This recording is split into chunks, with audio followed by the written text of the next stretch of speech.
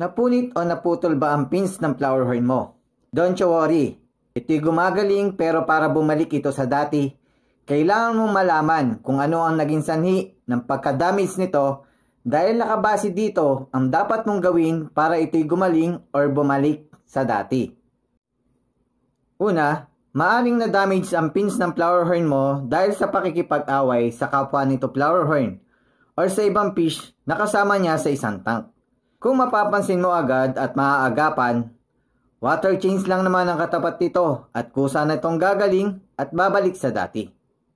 Pero kung hindi mo kaagad napansin at 1 week na ang nakalipas o higit pa at hindi ka agad nakapag water change, maaari itong kapitan ng punggus at tuluyang maging pinroot.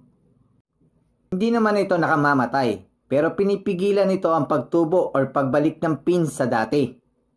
Isa pang dahilan kung bakit nagka-damage ang pins ng flower horn mo ay dahil sa maruming tubig. Dumarami kasi ang bad bacteria katulad ng fungus at microparasite na nagiging dahilan para magkaroon ng iba't ibang skin disease ang flower horn at kabilang dito ang pagka-damage ng pins. Madali lang naman ang solusyon para ito'y gumaling at bumalik sa dati.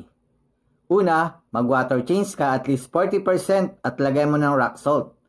Para maging malinis ang tubig at hindi kapitan ng punggus ang dulo ng sugat na ikakat natin mamaya at para tuloy-tuloy ang paggaling nito. Ikat ang pins, lagpas sa may problemang parts katulad ito. Huwag kayong mag-alala dahil tutubo din ito ng kusa dahil may kakayahan ang mga fish na mag-regenerate ng kanilang pins. Pero syempre, ibang usapan na kapag may pinroot. After 3 days, mag-water change ka ulit.